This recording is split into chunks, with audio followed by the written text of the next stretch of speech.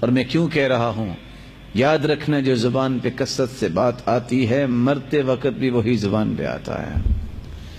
وفی القصص عبر، قصوں میں بڑی عبرتیں ہوتی ہیں۔ اتفاق سے ریاض شہر میں ٹیکسی ڈرائیور تھا، ٹیکسی چلا رہا اور کیا کہہ رہے؟ اللہم صلی علی محمد وعلی آل محمد۔ بڑی خوشی کی بات ہے، ٹیکسی چلانے والا بھی درود پڑھے، کتنا سعادت مند ہے، کتنا خوش نصیب ہے۔ بھائی آپ درود کیوں پڑھتے ہیں؟ کہا بھائی کراچی میں رہتا تھا، میں کراچی کے رہنے والا ہوں، تو میرا ایک بھائی ہوتا تھا وہ فوت ہو گیا ہے۔ اچھا، انا للہ و انا الیہ راجعون، کیسے فوت ہوا؟ کہا وہ لوڈنگ کا کام کرتا تھا، وہ ٹرک پہ سامان رکھتے ہیں نا، تو ایک چین بن جاتی ہے، وہ کہتا ہے 1 2 3، وہ بوری آگے چلتی جاتی۔ کہتے اچانک سے ایک بوری میرے بھائی کے اوپر گری اور وہ فوت ہو گیا۔ جب وہ آخری سانسوں میں تھا تو اس کے ہونٹ حرکت کر رہے تھے، تو میں نے جلدی سے کان ساتھ لگایا کہ کیا کہنا چاہتا ہے۔ وہ کیا کہہ رہا تھا؟ 1 2 1 2۔ مجھے سمجھ آ گئی کہ موت کے وقت وہی چیز انسان کی زبان پہ جاری ہوتی ہے جو ہمیشہ بولتا ہے۔ میں نے اس دن کے بعد درود پڑھنا شروع کر دیا ہے کہ موت اگر آئے تو میری زبان پہ درود جاری ہو۔ اور یاد رکھنا جس چیز کی محبت انسان کے دل میں ہوتی ہے اللہ تعالیٰ اس محبت کا اظہار موت کے وقت کرواتے ہیں۔ امام ابو زرع رازی رحمت اللہ علیہ کتنے بڑے محدث، 7 لاکھ حدیثوں کے حافظ۔ کسی نے پوچھا آپ نے حدیث پڑھنے کے لیے کتنا سفر کیا؟ آج ہم تو سیڑھیاں سن کے کہتے ہیں نا علامہ بن گئے، یوٹیوب پہ بیٹھ کے اور ادھر ادھر کی باتیں سن کے کہے کہ مولوی بن گئے ہم، اور اینکرز جن کو نماز کا ترجمہ نہیں آتا ان کی باتیں سن کے کہتے ہیں بس میں بھی بہت بڑا عالم بن گیا۔ کچھ 4 دن دائیں بائیں گھوم گھما کے کہتے ہیں کہ اب یہ بھی گفتگو کر سکتا ہے، دین کے بارے میں اس کو بھی فتویٰ دینا آ گیا ہے۔ دین اس کو کہتے ہیں جس نے تلقی اور مشافہ کیا ہے، استاد کے سامنے بیٹھ کے پڑھا ہے۔ پوچھا کتنا سفر کیا؟ کہا 30,000 میل میں نے پیدل سفر کیا ہے۔ پوچھنے والے نے پوچھا بس؟ مسکرا کے کہتی ہیں ثم ترکت العد، پھر اس کے بعد میں نے گننا چھوڑ دیا۔ 7 لاکھ حدیثوں کا حافظ۔ جب آخری سانسوں میں پہنچے ابو حاتم الرازی وہ بھی محدث، منذر بن شعزان وہ بھی محدث، ابن وارع وہ بھی محدث، تینوں محدث پاس ہیں۔ کہنے لگے اب اس کی آخری سانس ہے تو حدیث کہتی ہے لقنوا موتاکم بلا الہ الا اللہ، جو قریب المرگ ہو اس کو کلمے کی تلقین کرنی چاہیے، وہ کلمہ پڑھے، کیونکہ من کان آخر کلامہ لا الہ الا اللہ دخل الجنہ، جس کی زبان پہ کلمہ جاری ہو جائے جب موت آتی ہے وہ جنت میں جائے گا۔ اب تینوں سوچ رہے ہیں اتنے بڑے محدث کو کیسے ہم کہیں، ہمت نہیں بن رہی۔ تینوں نے مشورہ کیا کہ ایسا کرتے ہیں کہ جس حدیث میں یہ لفظ ہے نا من کان آخر کلامہ لا الہ الا اللہ دخل الجنہ، یہ حدیث اس محدث کے سامنے پڑھتے ہیں ان کو یاد آ جائے گا۔ ایک نے شروع کیا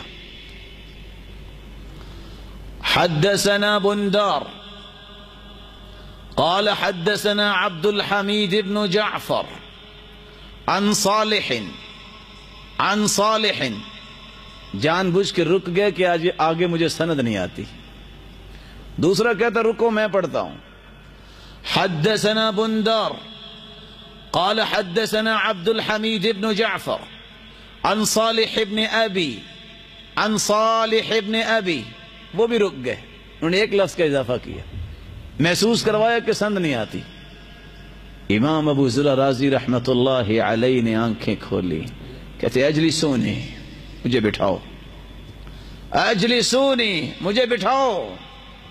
ان کو بٹھایا، کہتے رکو میں تمہیں سند پڑھ کے سناتا ہوں۔ حدثنا ابو عاصم قال حدثنا بندار عن عبد الحمید بن جعفر عن صالح بن ابی عریب عن كثير بن مرة الحضرمي عن معاذ بن جبل رضي الله عنه قال قال النبي صلى الله عليه وسلم من كان آخر كلامه لا إله إلا الله، آسمان کی طرف نظر اٹھائی، مسکرائے دخل الجنہ کے لفظ نہیں کہے اللہ کے پاس چلے گیا. یہ کیوں مسکرائے؟ اور آسیہ علیہ السلام کیوں مسکرائی؟ نیزہ مارا گیا. کبھی کسی نے سوچا ہے کہ توحید کے لیے اور دین کے لیے کیا کچھ کرنا پڑا؟ ایک پاؤں کے ساتھ رسی باندھ کے سرکش اونٹ کی ٹانگ کے ساتھ باندھ دی اور ایک مخالف سمت میں کھڑا کر دیا، دونوں اونٹوں کو دوڑا دیا، دو ٹکڑے کر دیا گیا. اور جب نیزہ مارا گیا آسیہ علیہ السلام کو، وہ مسکرا رہی تھی اور ان کی جان نکل گئی. ابن کثیر لکھتے ہیں کیونکہ اس نے دعا کی تھی، رب ابن لی عندک بیتا فی الجنہ ونجنی من فرعون وعملی ونجنی من القوم الظالمین. یا اللہ مجھے اپنے پاس بلا. جنت میں گھر نہیں مانگا، رب ابن لی عندک بیتا، اپنے پاس مجھے گھر دے. مجھے فرعون کے ظلم سے بھی بچا، ظالموں کے ظلم سے بھی بچا. اللہ نے ظلموں سے بھی بچا دیا. ابن کثیر لکھتے ہیں اللہ نے وہ جنت میں گھر دکھایا، اس کو دیکھ کے مسکرائی اور اسی حالت میں اللہ نے روح قبض کروا دی. دخل الجنہ. ابو ذر رازی رحمت اللہ علیہ نے دخل الجنہ نہیں کہا. مسکرائے کیوں؟ اللہ نے ان کو جنت دکھائی ہوگی جس کے بعد اس کی جان قبض کر لی، بولنے کی ضرورت نہیں رہی. بات آئی ابو ذر رازی کی تو ایک بات کہہ دوں. مورخین لکھتے ہیں کہ جب فوت ہو گئے ساتھیوں کو خواب آئی کہ ابو ذر رازی فرشتوں کو نماز پڑھا رہے ہیں. پوچھا فرشتوں کی امامت کروا رہے ہو کس عمل کی وجہ سے؟ کہا برفع الیدین فی الصلاۃ، میں نماز میں رفع الیدین کرتا ہوں، اللہ نے فرشتوں کی امامت نصیب کر دی. اور بات بھی سمجھنے والی ہے.